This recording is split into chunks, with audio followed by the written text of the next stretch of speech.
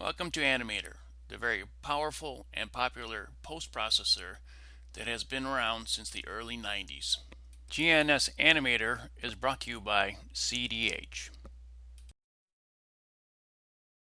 In this section, we will be covering time steps. When opening the result file, the contents will be displayed on the left side of the screen, where the user can select what he wants to see inside of Animator, like geometry, displacements, functions such as stress and strain. All of the time steps or states will be listed on the right side. This line is particularly valuable and important. It is where you can manually edit what I would call the display options of the contents of the result file. Here is a closer look of the option string that we were just looking at. In this example, we are loading all of the geometry into its own slot.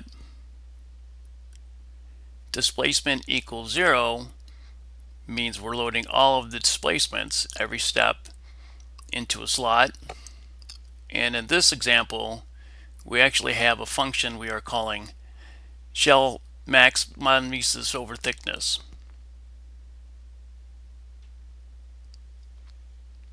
And add equals no means that nothing will be replaced. We will dissect this a little further in the upcoming slides. Here are a couple examples. If, for example, you wanted to see every second time step, you could do something displacement or function equals 0, all of them, comma 2, which will show every other step.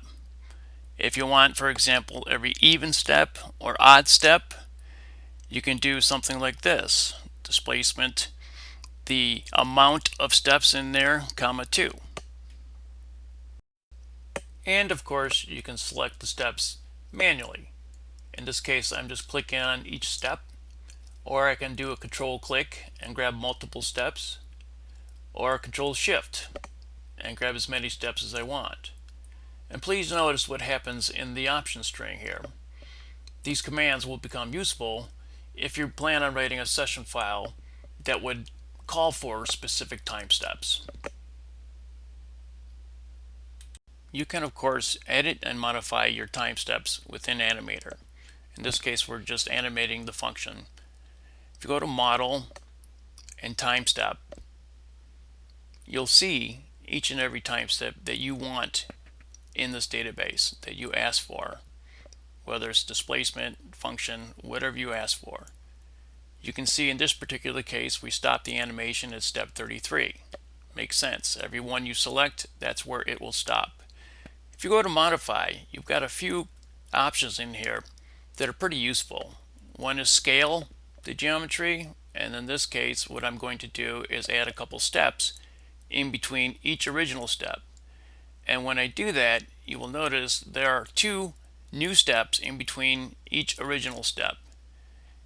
Now, when I go to animate this, it's going to be much more detailed and a bit slower because there's so many new time steps.